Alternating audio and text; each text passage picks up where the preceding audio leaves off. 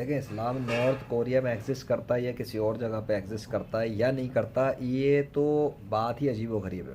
بتائیں اس کس طرح، اس طرح کہ اسلام جس طرح ایک سمندر ہوتا ہے نا، اب سمندر پوری دنیا کے اندر کسی سے بھی پوچھ لیں جو سائنس پڑھنے والا ہے، اس سے پوچھیں کتنی تعداد سمندر کا جو ایریا ہے وہ دنیا بھر میں کتنا ہے، دنیا کا کتنا حصہ پانی پر ہے، کتنا حصہ خشکی پر ہے، تو فیکٹس آپ کو بتا دیں گے.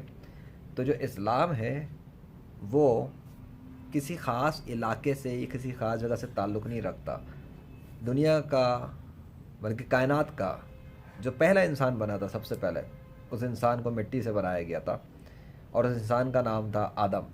اور اس انسان کا جو ریلیجن تھا وہ اسلام تھا. آگے سمجھ، اسلام تب سے ہے. اور دنیا کے جتنے بھی انسان ہیں جو اپنی ماں کے پیٹ سے نکل رہے ہوتے ہیں وہ سب کے سب مسلمان ہوتے ہیں، ہر بچہ پیدائشی مسلم ہوتا ہے. اس لیے اسلام تو پوری دنیا کے اندر ہے، اگرچہ بعد میں لوگ بدل جائیں.